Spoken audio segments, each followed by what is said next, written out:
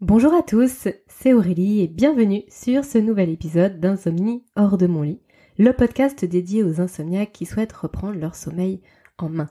Alors aujourd'hui, j'ai envie de vous parler du bon état d'esprit à avoir pour sortir de l'insomnie chronique. Alors je vous avoue que ce podcast de base, c'était presque un coup de gueule. J'avais presque envie de vous partager un coup de gueule que j'ai eu par rapport à certains propos vis-à-vis du sommeil. Je vais vous expliquer tout ça. Et finalement, je me suis dit, bon, on va aller un petit peu plus loin et je pense que de vous parler de l'état d'esprit qui est vraiment positif et qui est constructif pour ensuite sortir de l'insomnie chronique, c'est très important. Et vous allez voir si vous êtes finalement, où est-ce que vous en êtes finalement dans votre réflexion par rapport à tout ça. Je vous ai préparé 10 points en fait, 10 points à checker pour savoir si oui ou non c'est le bon moment pour vous. Ou alors si vous êtes seulement en train de cheminer ou si vous êtes vraiment en réflexion et que finalement vous n'êtes pas complètement prêt. Mais vous allez voir, je vais vous expliquer tout ça dans un instant.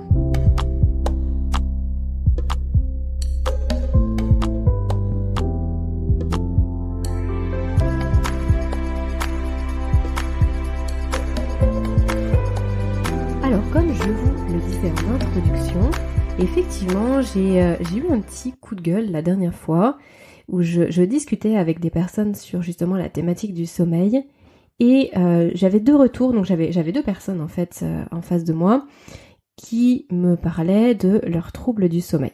Donc après c'était dans un cadre tout à fait informel avec des gens que je connaissais très peu et du coup ils me demandaient ce que je faisais, donc je parle de ce podcast et là les personnes me disent ah oui moi aussi je dors pas bien du tout, donc voilà, bref on échange et là chacun d'entre eux me dit oui moi j'ai essayé la méditation mais de toute façon ça m'a rien fait donc j'ai arrêté et l'autre personne me dit oui j'avais fait moi aussi de la respiration, essayer de compter mes respirations etc mais ça n'a pas marché pour moi.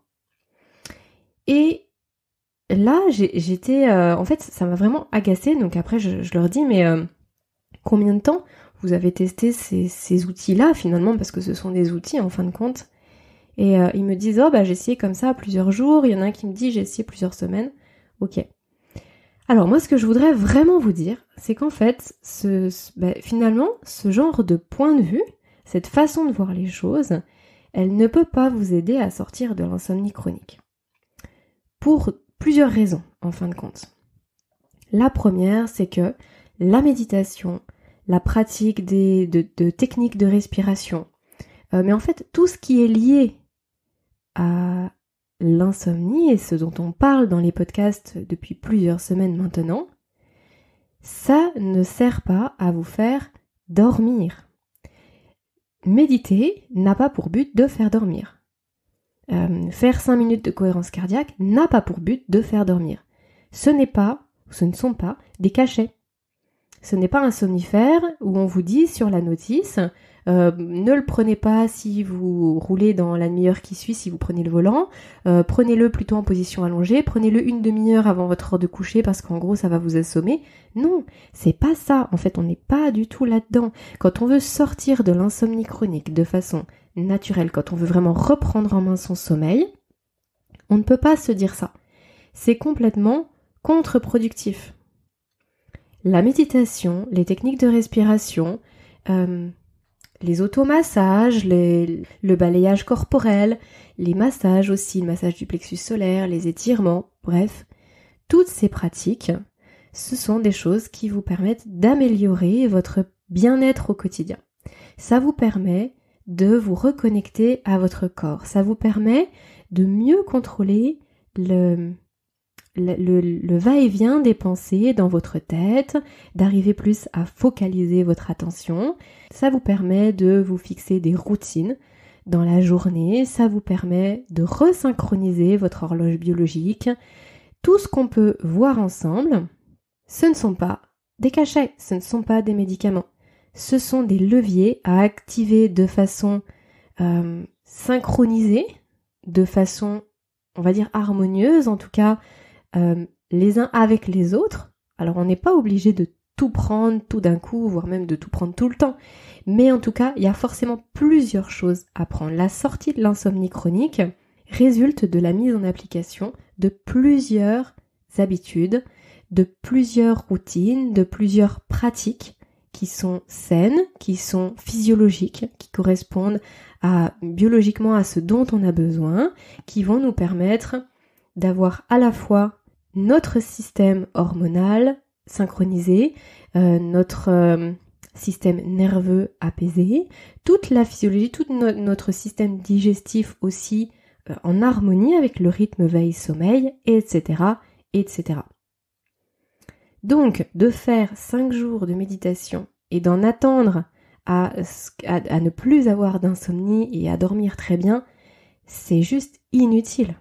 C'est complètement inutile. Et en fait, le fait de véhiculer ces propos-là, c'est ça qui m'a vraiment agacée, c'est qu'en fait, ces personnes-là n'avaient pas de recul par rapport à leur pratique et véhiculaient autour d'elles le fait que c'était des trucs de charlatans et qu'en fait ça servait même à rien d'y penser, que de toute façon ça marchait pas et que c'était ridicule de penser dans ce sens.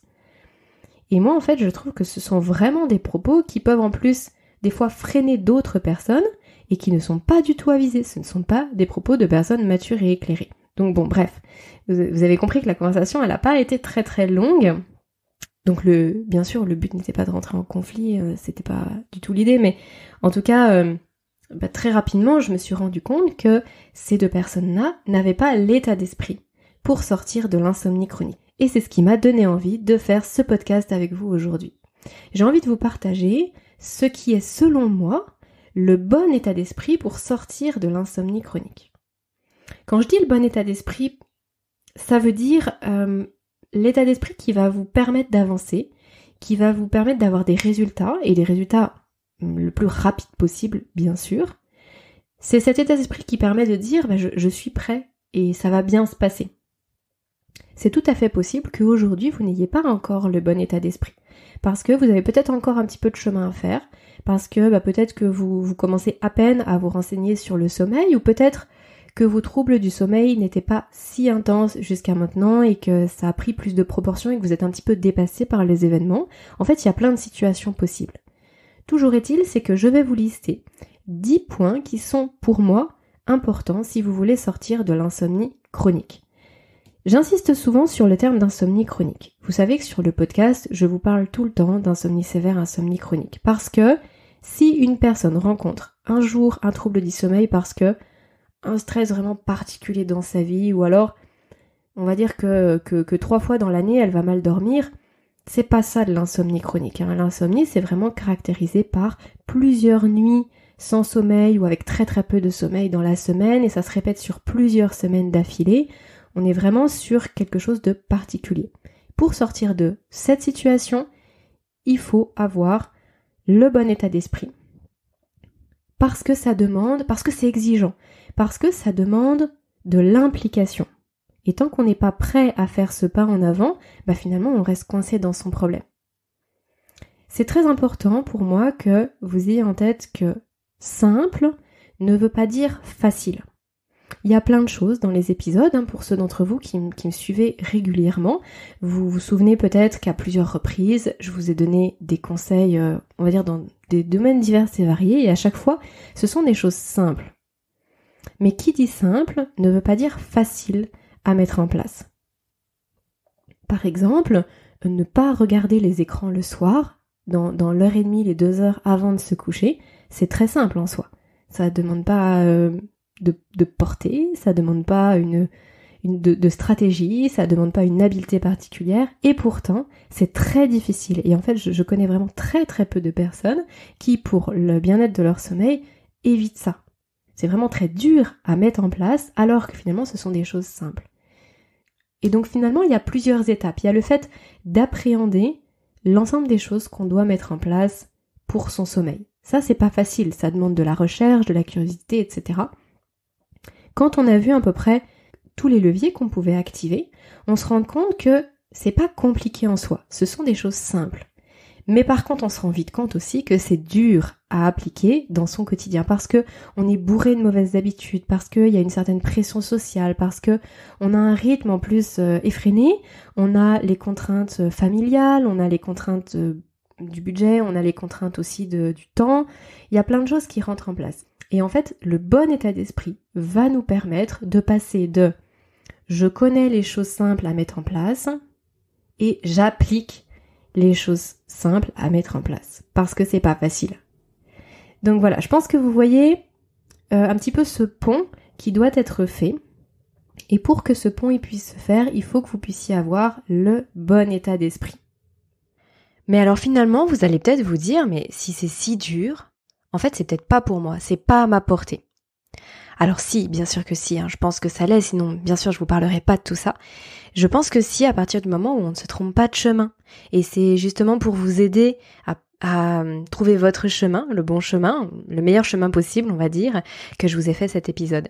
Et c'est pour ça que je voudrais, juste avant d'aller plus loin, j'aimerais vous parler de Marie, qui pour moi est un exemple excellent de tout ce que je suis en train de vous illustrer. En plus, ça me fait vraiment plaisir de partager son témoignage. Donc Marie, si tu m'écoutes, et je pense que c'est le cas, je pense que tu vas vraiment te reconnaître. Marie, c'est tout l'inverse de ce que j'ai pu vous expliquer avant. C'est-à-dire qu'elle, il y a quelques mois, elle était dans une passe vraiment difficile. Elle a un rapport au sommeil qui était très compliqué. Elle me l'avait partagé à l'époque. C'était au tout début du podcast d'ailleurs. Et récemment, elle m'a réécrit en me partageant qu'elle avait su finalement remettre en question certaines habitudes, en tout cas en instaurer de nouvelles, et que ça allait beaucoup mieux. Alors c'est l'occasion aujourd'hui pour moi de féliciter Marie.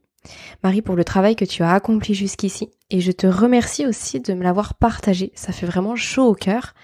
Donc voilà, un grand merci pour ça. Et en fait, Marie, elle a compris que avoir confiance en sa capacité à dormir, en plus d'apporter à son corps ce dont il avait physiologiquement besoin, était la clé pour sortir de l'insomnie. Elle a bien sûr compris aussi que ça ne se faisait pas en un claquement de doigts. Et elle a accepté justement de cheminer sans se juger, sans se mettre trop de pression. Et ça, c'est vraiment quelque chose de clé. Donc oui, c'est possible, mais je pense que vous avez vraiment compris, c'est une question d'état d'esprit, de volonté et d'état d'esprit. Donc c'est parti pour les 10 points. Le premier élément, selon moi, c'est déjà le déclic. Il faut avoir un déclic pour se dire que je veux aller de l'autre côté. Vous savez, le pont là que je viens d'évoquer, il faut se dire, ok, il va falloir que je fasse un chemin. Il va falloir que je passe du simple constat à l'action. Et là, on n'est pas encore dans l'action, on est simplement dans l'intellectualisation du problème. Comme vous le savez, moi j'ai été pendant 15 ans insomniaque, autant vous dire que le déclic, je l'ai pas eu vite, pas du tout. Mais un jour, je me suis dit, mais en fait, c'est juste pas possible de rester dans cette situation-là. Donc on peut avoir un déclic parce qu'on veut aller vers quelque chose, on peut avoir un déclic parce qu'on fuit quelque chose. En l'occurrence, moi je fuyais les 15 années que je venais de passer. Le principal, c'est que ce soit assez fort pour que ça nous pousse vers le meilleur, vers l'action, etc. Il faut vraiment qu'on le ressente au fond de nous. C'est pas quelque chose qu'on peut se dire, bon allez, demain j'ai mon déclic. Non, c'est pas ça. C'est un jour, on va vraiment le ressentir profondément. Tant qu'on n'a pas ressenti ce déclic, on se rend compte que finalement on procrastine beaucoup de choses, qu'il y a beaucoup de choses qu'on se dit qu'on va faire et puis finalement ça passe complètement à la trappe, on les oublie. Ça veut dire que finalement le pourquoi il n'était pas assez fort et que le déclic on l'a pas ressenti. Par contre, et là où pour moi c'est important, c'est pour ça que j'insiste dessus, c'est à partir du moment où vous avez ressenti ce déclic, c'est à ce moment-là qu'il faudra pas lâcher le morceau. Parce que si vous ressentez vraiment quelque chose de fort, mais que vous vous dites, bon voilà, c'est bon, je sais que maintenant j'ai compris et il va falloir que je fasse, et puis finalement les semaines et les mois passent, c'est trop dommage parce qu'en fait vous n'aurez pas utilisé cette énergie du déclic pour aller mieux et pour changer les choses. Donc à partir du moment où vous sentez vraiment quelque chose en vous qui a bougé, qui a changé, ça peut prendre du temps, ça peut être lié à plein de choses différentes, et bien à ce moment-là, hop, c'est le bon moment. C'est pour ça que je commence par cet élément-là, parce que pour moi, c'est vraiment le point de départ. Ensuite, deuxième élément, c'est la curiosité. Quand vous avez vraiment envie de vous sortir d'une situation difficile, il faut vraiment pas hésiter à redoubler de curiosité. Allez consulter, allez lire, allez écouter, visionner tout ce que vous pouvez sur le sujet. Ne vous contentez pas d'une seule source d'information. Parce que finalement, vous allez forcément passer à côté de choses. Par exemple, si je prends le podcast, là, pour exemple, le podcast que je vous propose, je peux pas tout traiter. En fait, j'ai un podcast avec vous par semaine pour le moment. Pendant un certain temps, j'avais même 2 épisodes. Et malgré ça, j'ai encore une to-do list de thématiques que je souhaiterais aborder avec vous, qui est, je vais pas dire infinie, mais qui est longue comme le bras. Ça veut dire que ça me prend du temps, en fait. À chaque fois, ça prend plusieurs semaines, je veux dire, pour que je puisse intégrer chaque sujet que je veux vous parler dans différents épisodes. Donc vous, si vous avez vraiment envie de bouger, de faire changer les choses, il faut que vous ayez les informations le plus vite possible. Donc prenez tout ce que vous pouvez, allez lire, diversifier toutes vos sources d'informations pour ne pas que ça prenne non plus trop de temps. Parce que comme je vous dis, en fait on s'épuise au bout d'un moment. Quand on essaye de régler un problème depuis quelques semaines, quelques mois, et ensuite ça se traduit en quelques années, on n'a plus la même énergie à y accorder qu'au tout début.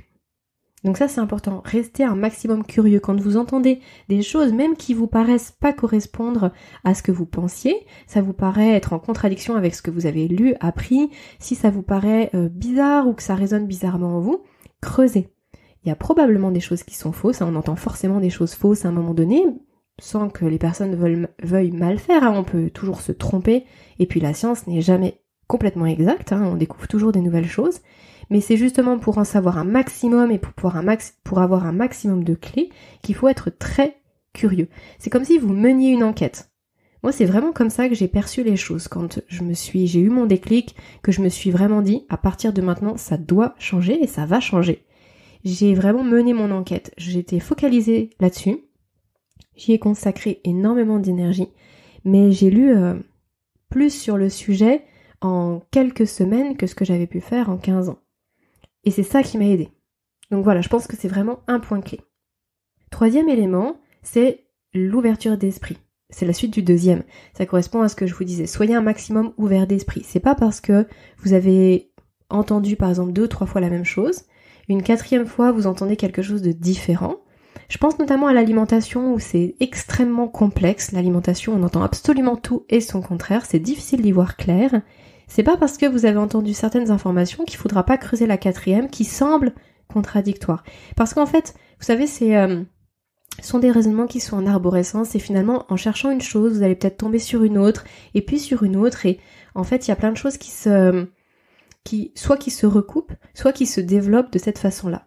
Donc, être ouvert d'esprit, rester à l'écoute des conseils qu'on peut vous donner, être en capacité de faire des réajustements aussi en fonction de ce que vous faites. C'est pas parce que vous avez fait telle ou telle chose depuis 3 semaines que la 4e semaine, il faudra pas tester autre chose si vous sentez qu'il manque un élément. Donc voilà, l'ouverture d'esprit, point 3, très important. 4e élément, la constance. Donc ça, c'est une qualité que vous devez aussi avoir pour sortir de l'insomnie chronique. Comme son nom l'indique, insomnie chronique, ça veut dire que ça dure, que c'est tout le temps là et que c'est fréquent. Donc, penser qu'on peut sortir de l'insomnie chronique en 3 jours, même en 1 semaine, même en 10 jours, c'est presque utopique. Après, ça dépend depuis combien de temps vous êtes insomniaque, mais en l'occurrence, il faut s'accorder du temps. Il faut pas se dire, moi la semaine prochaine c'est bon, je suis plus insomniaque. Ça, c'est sûr que ça fonctionnera pas. La constance dans sa curiosité, dans son ouverture d'esprit, dans ses recherches en fait, c'est important. C'est pas parce qu'en plus vous avez l'impression qu'il y a une chose qui fonctionne qu'il faut s'arrêter là. Il y a peut-être 3 ou 4 leviers à côté que vous n'avez pas encore activés et qui vont, grâce à la synergie de tout ce que vous faites, être encore plus puissants, fonctionner mieux, fonctionner différemment. Donc la constance, ça c'est une qualité d'esprit qu'il faut avoir pour justement pouvoir tenir sur le long terme, pour ancrer des routines et pour que ça fonctionne durablement. Et justement, le 5e point, c'est cette fameuse vision à long terme. Là, ce que je veux dire par là, c'est le fait de se projeter, de voir les bénéfices à long terme plutôt que les contraintes immédiates. Donc ça diffère un petit peu du point précédent où je vous disais la constance, mais dans le sens de la constance des recherches, de l'ouverture d'esprit, etc. Là, l'idée c'est de se dire, ok, je suis capable d'avoir des difficultés maintenant pour avoir les bénéfices à long terme. Je suis capable de me mettre des contraintes aujourd'hui parce que je sais qu'à long terme, ça vaut vraiment le coup. Et ça, cette vision long terme, elle est très importante et on la retrouve très souvent chez les entrepreneurs, les entrepreneuses, les gens qui vont investir aussi financièrement d'ailleurs dans l'immobilier, en bourse, etc. De ne pas voir que demain.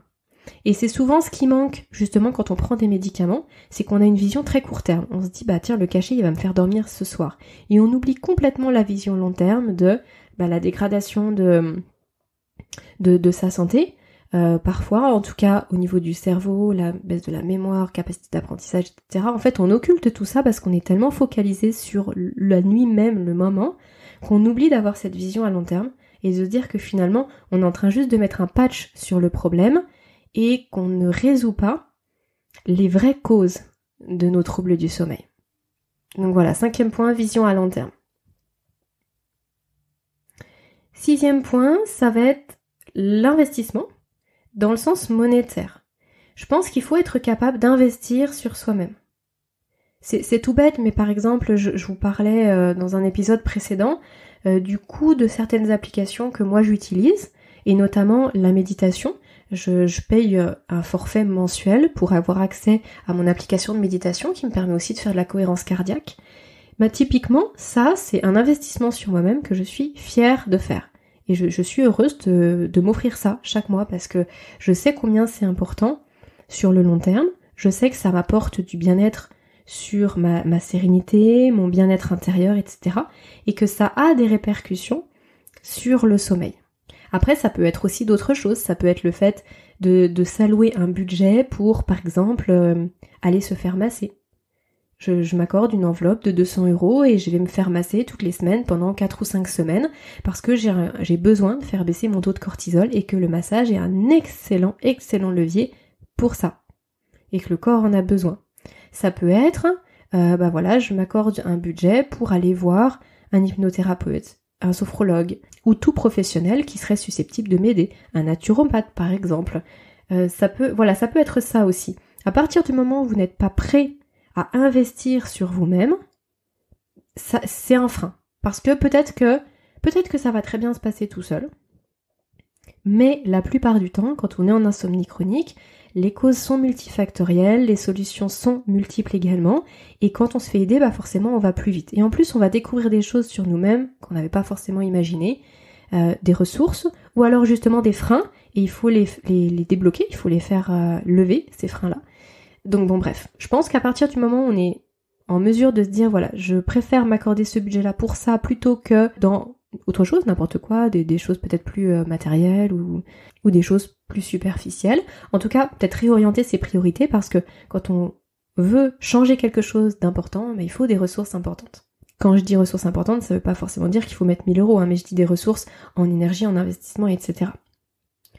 Le 7e point, et ça découle du précédent, c'est la confiance en la personne qui vous accompagne si vous décidez de vous faire accompagner. Quand je dis vous faire accompagner, ça peut vraiment être différents professionnels. Je vous en ai cité quelques-uns, j'ai cité l'hypnothérapeute, les sophrologues, les naturopathes, ça peut être aussi bien sûr les psychologues, ça peut être aussi bien sûr les spécialistes du sommeil. Vous vous souvenez, j'avais eu l'entretien il y a quelques semaines en arrière.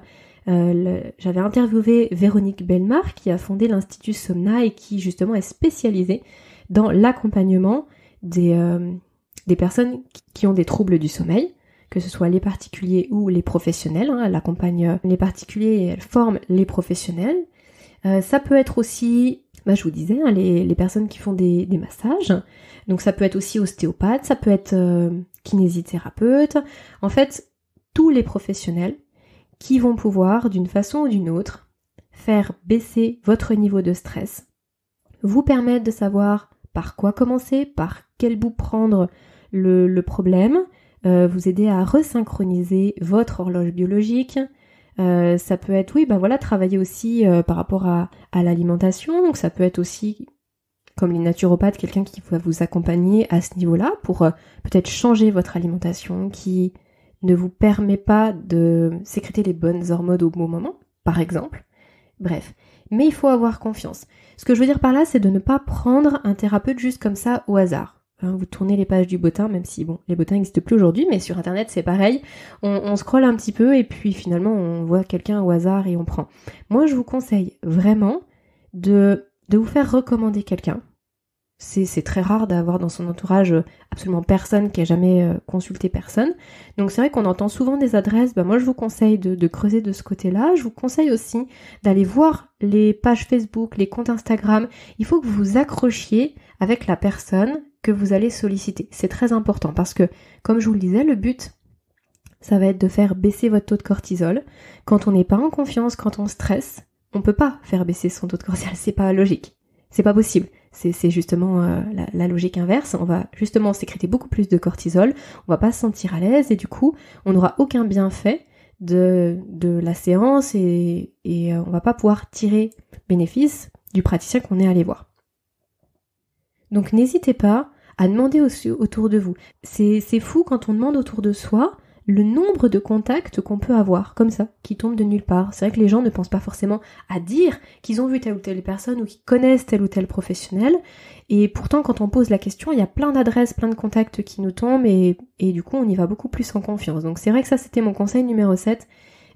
N'allez pas au hasard. Si vous devez vous faire accompagner par quelqu'un, n'allez pas au hasard. Choisissez quelqu'un avec qui vous avez un feeling, en qui vous avez confiance, parce que c'est extrêmement important pour le but recherché. Ensuite, 8e point, et ça pour moi c'est un élément qui est très important, c'est le courage. Le courage. Il faut vraiment être capable, se dire je sens que je vais pouvoir rassembler tout mon courage pour avancer dans cette quête en fait, sur ce chemin. Parce que vous allez traverser des moments difficiles. Parce que quand on veut sortir de l'insomnie chronique, on va tester plein de choses, mais il y a des choses qui vont pas fonctionner. Et ça, c'est normal. Chaque échec permet d'apprendre plus. Mais il faut pouvoir encaisser les échecs. Et donc, du coup, il faut avoir ce courage-là de partir et parfois de se prendre des claques, parfois de se prendre des murs et parfois de se dire, mais mince, j'avance pas en fait. Mais c'est pas grave parce que vous êtes en train d'apprendre et que vous êtes en train de vous connaître de mieux en mieux. Et c'est grâce à ce travail-là que vous allez trouver la solution qui vous convient. J'en parle très souvent, le fait de mener son enquête, parce qu'on est tous des individus différents. Ce qui fonctionne pour vous ne fonctionnera pas pour votre voisin, ce qui a fonctionné pour moi ne fonctionnera peut-être pas pour vous. C'est pour ça que moi sur le podcast, je vous dis jamais faites ci, faites ça, prenez telle plante, prenez tel complément alimentaire, faites ci. C'est parce que en fait, on est tous différents, on a des sensibilités différentes et il y a certaines choses qui vont vraiment bien fonctionner pour quelqu'un, moins avec d'autres, et donc il faut être soi-même capable de mener son enquête. Donc il faut explorer toutes les pistes. Quand je vous parle de quelque chose, c'est pour que vous sachiez que ça existe et que vous puissiez explorer cette piste-là, voir si ça vous convient. Si ça vous convient pas, faudra en explorer une autre. Et il y a plein de pistes à explorer. Donc c'est pour ça que je dis, il faut vraiment prendre son courage à deux mains et savoir qu'il y a certains passages qui risquent d'être difficiles. Il y a certaines nuits qui vont être difficiles. Mais quand on sait ça, et qu'on a son petit paquet de courage dans le sac à dos, on prend les choses différemment. Et ça me paraît important. Ça fait partie de l'état d'esprit que vous devez avoir. Il faut savoir qu'il y aura des moments difficiles, mais qu'il faudra passer outre.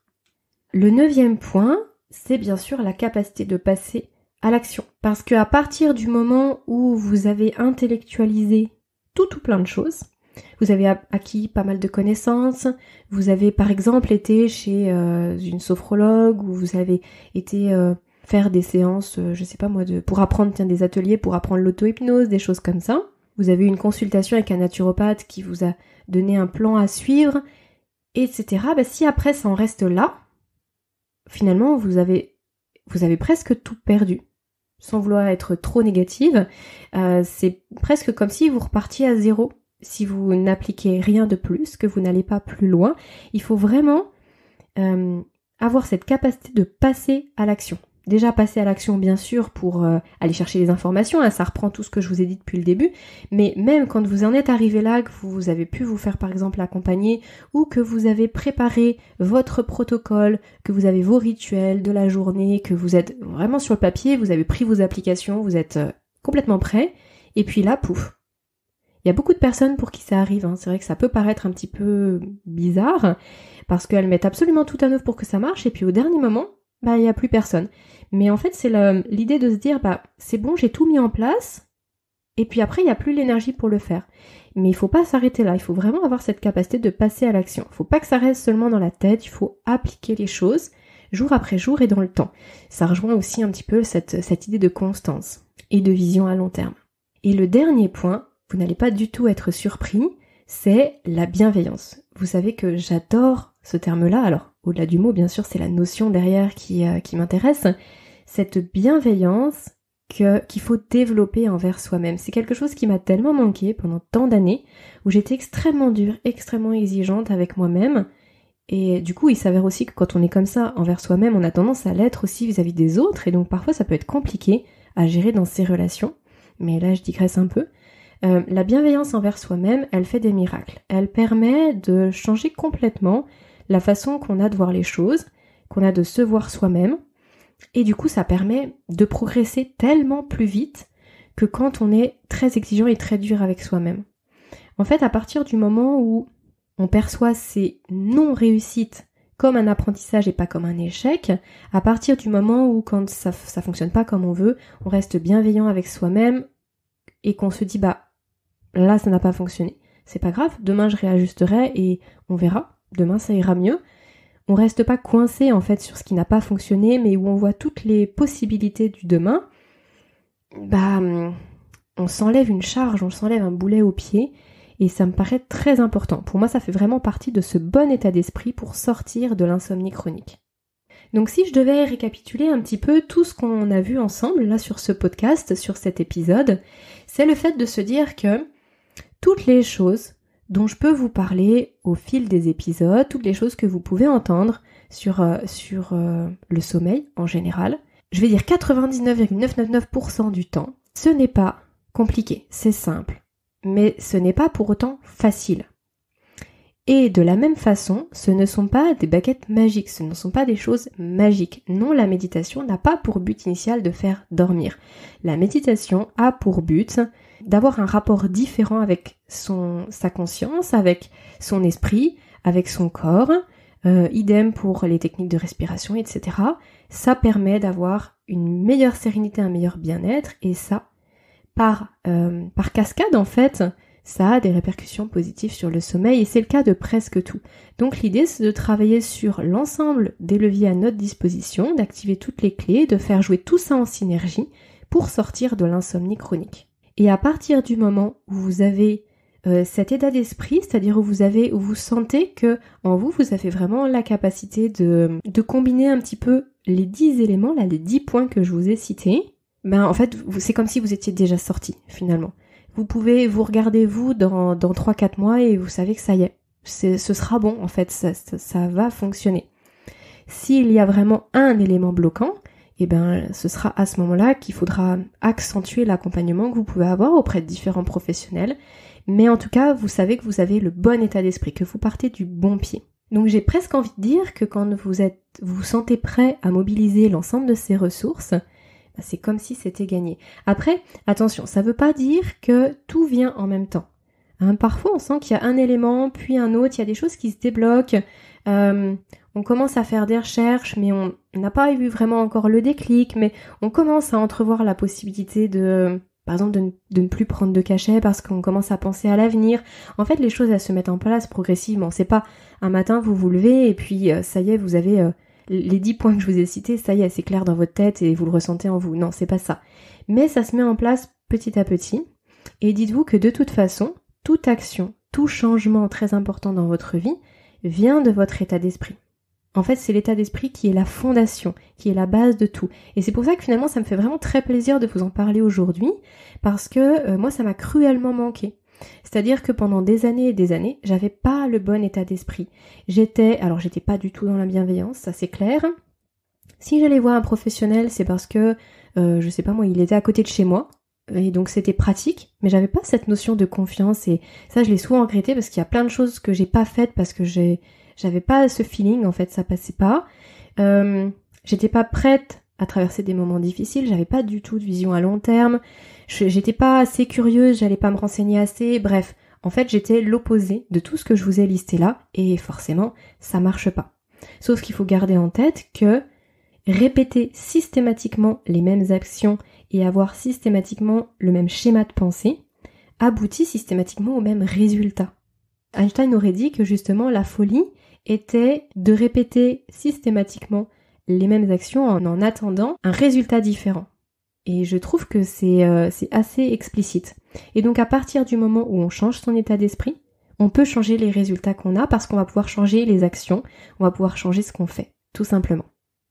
Voilà les amis pour ce podcast, j'espère sincèrement que cette piste de réflexion va résonner en vous. J'espère que ça vous parle déjà, que vous vous sentez déjà avec ce bon état d'esprit, en tout cas avec ce que j'ai mis derrière ce terme, bon état d'esprit, bien sûr.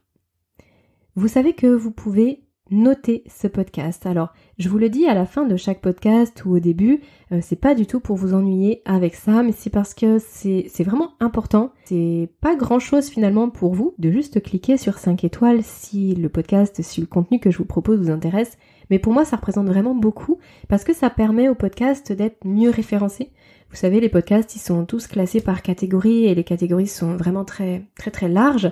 Donc pour être référencé, pour que les gens tombent sur mon podcast lorsqu'ils vont taper certains mots-clés, ce sera beaucoup plus facile si le podcast il a beaucoup de notes, s'il est régulièrement partagé, etc. Donc voilà, si vous souhaitez soutenir mon travail, c'est la seule chose que je peux vous proposer aujourd'hui, c'est de noter, de mettre 5 petites étoiles sur Apple Podcast, de préférence, parce que c'est la plus grosse des plateformes, ou alors sur votre plateforme d'écoute. Pour tous ceux qui vont le faire là, juste après la fin de cet épisode, je vous remercie infiniment. Vous savez aussi que dans la description du podcast, vous pouvez retrouver le lien de téléchargement pour le guide que je vous ai écrit, Stop aux pensées incessantes, oui au sommeil, pour justement vous aider à retrouver un peu de sérénité, d'apaiser votre esprit et enfin de mieux dormir. Je vous dis à mercredi prochain pour tous ceux qui sont inscrits à la newsletter et sinon à vendredi pour le prochain épisode. Merci beaucoup pour votre écoute et je vous souhaite à tous le meilleur repos possible. À bientôt.